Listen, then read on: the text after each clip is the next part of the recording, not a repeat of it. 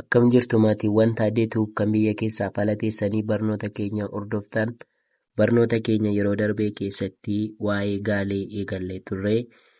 Gaaleen maal akka ta'e hiikasaa barnoota darbee keessatti waliin barannee turre.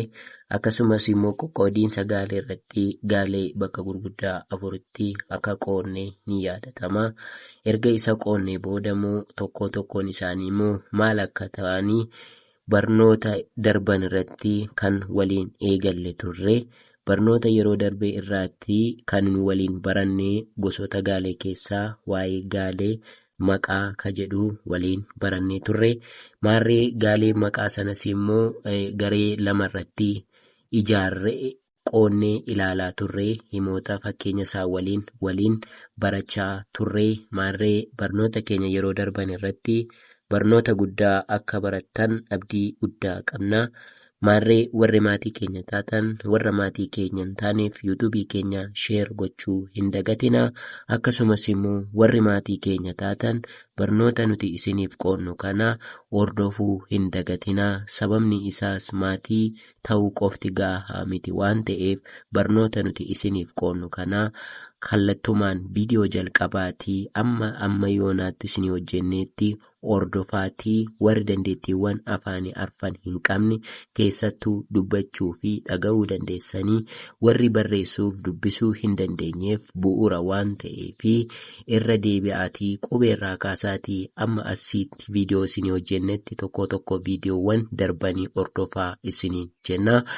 Barnoota karaa dheeraa deemuurraa karaa salphaatiin baradhaa isiniin jenna.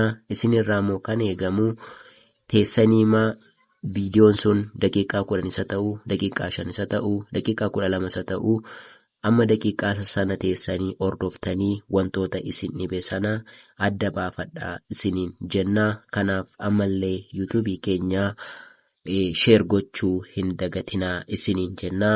Yeroo darbee waa'ee gaalee maqaa waliin ilaallee turre. Har'ammoo isa lammaffaa gaalee maqibsaa ka jedhu waliin ilaallaa jechuudha.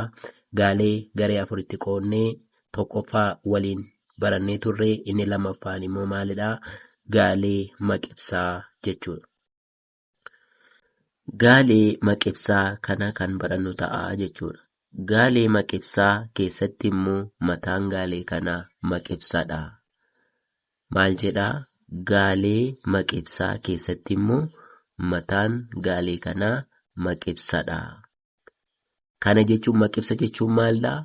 Bakka maqaa sana bu'ee kan waa'ee maqaa sanaa ibsu jechuudha. Maal keessatti? Gaalee maqibsaa keessatti jechuudha. Fakkeenyota armaan gadii ilaalaa.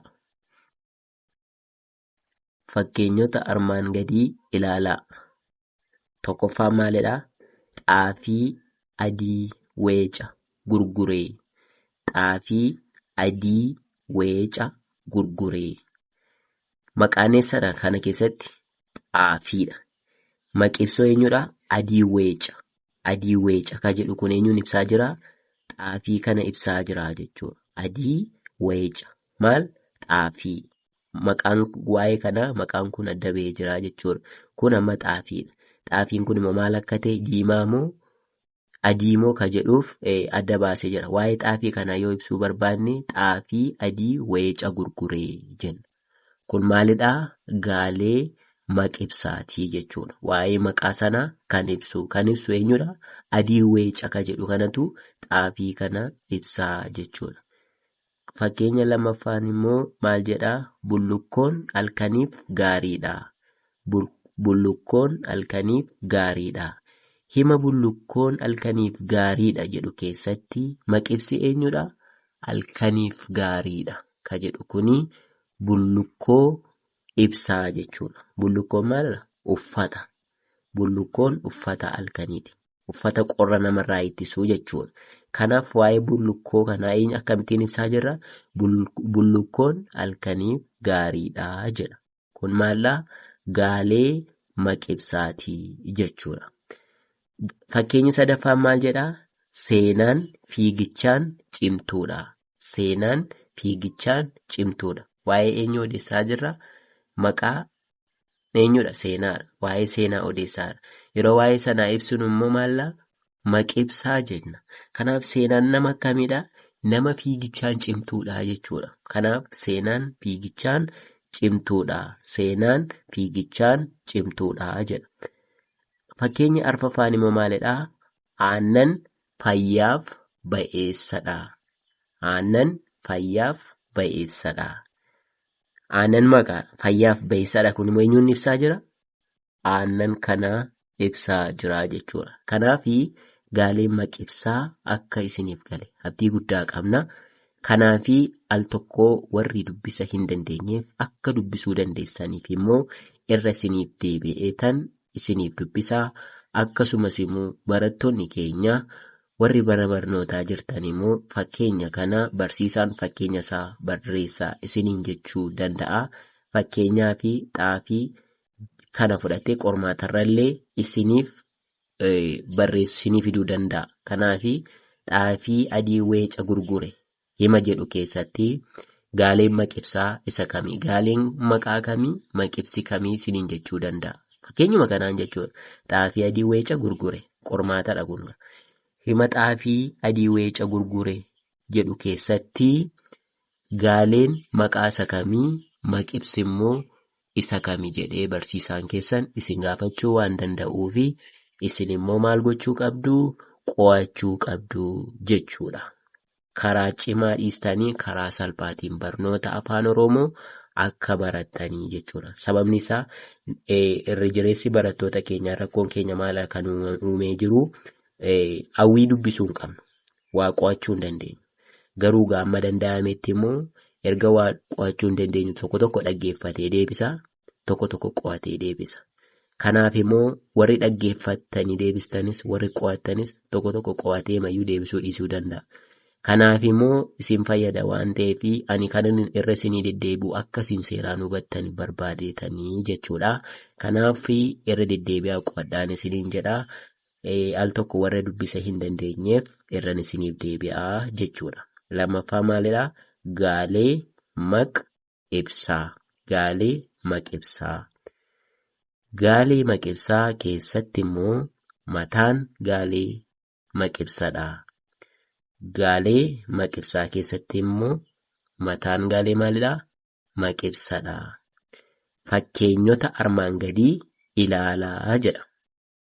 Tokkoffaan maal jedhaa? Xaafii adii weeca gurguree. Xaafii adii weeca gurguree. Lammaffaan bullukkoon halkaniif gaariidha. Bullukkoon halkaniif gaariidha. Sadaffaan seenaan fiigichaan cimtuudha. Seenaan fiigichaan cimtuudha. Arfaffaan aannan fayyaaf ba'eessadha. Aannan fayyaaf ba'eessadha jedha. Kanaafi gaaleen maqibsaa kana fakkaataa jechuudha. Yeroo darbe gaalee maqaa waliin barannee turree har'ammoo gaalee maqibsaa gadi fageessee isiniif ibsuu yaaleera. Isin immoo kitaaba of harkaa qabdanii fi wantootan isin barsiise kana wal bira qabaatii beekumsa keessan dagaagfadhaan isiniin jenna. Akkasumas immoo warri dubbisa hin dandeenye akkaataan itti dubbisu kana seeraan ilaalaa jechuudha. Maaliif sirna tuqaaleellee hedduu isaa isin barsiisee bifa gaaffiif deebiidhaan illee gaaffilee adda addaa hojjechaan ture akkasin hubattaniif jechuudha. Kanas waa'ee gaalee kanas qormaata daree irratti isiniif dhufuu danda'a. Kanneen akka abbaltii qormaata kanarratti waan dhufuuf danda'uu fi gaaffiillee baasee akkasiin hubattaniif gadi fageenyaan qabadhee isiniifan yaadha. Maarree isinirraa immoo kan eegamu yuutuubii kana warra maatii keenya ta'anii hin taaneef yuutuubii keenya sheer gochuu hin dagatinaa isiniin jenna. Akkasumas illee barnoota isiniif qoonnu kana viidiyoo jalqabaa kaasaatii amma yeroo kanaatti hordofaa isiniin jenna. Maatii ta'uu qofti faayidaa waan hin qabneef wantoota nuti isiniif qoonnu kun isin fayyada waan ta'eef bakkuma jirtan jiraattanii barnoota kana haala salphaatiin akka hordoftan gamanaan isinii dhaamna. Warri immoo barnoota afaan Oromoo barachuu barbaadan viidiyoo darban irratti lakkoofsa bilbilaa keenya isiniif keenya jirra. Bilbila sanarraatiin karaalee Telegiraam, WhatsApp, Imo kanaanii barachuu ni dandeessu. Barnoonni keenya har'aa kan asirratti goolabnu ta'a. Barnoota itti aanuun kan walitti deebinu ta'a. Hagasitti turtii gaarii qabaadhaa isiniin jenna.